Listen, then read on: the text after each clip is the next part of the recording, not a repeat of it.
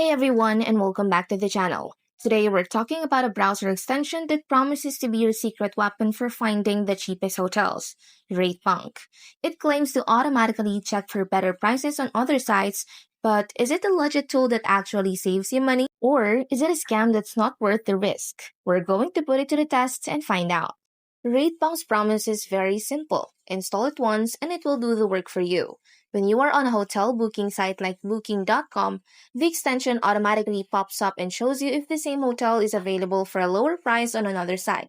It is supposed to save you from having to manually check every single site. They also offer a cashback feature, which is another big incentive. Now, for the scam or legit part. The truth is, RatePunk is a legitimate tool, but it is not a magic bullet. Here's how it really works. First, it finds small differences.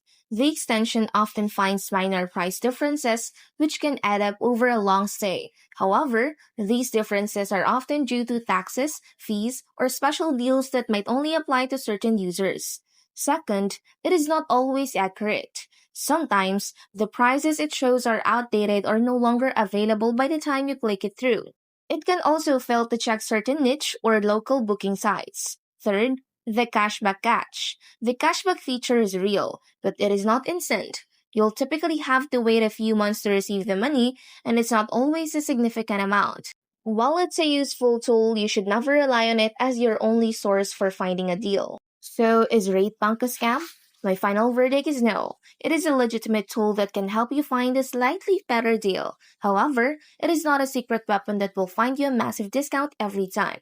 Think of it as a helpful assistant, not a superhero. The best way to use it is to let it run in the background.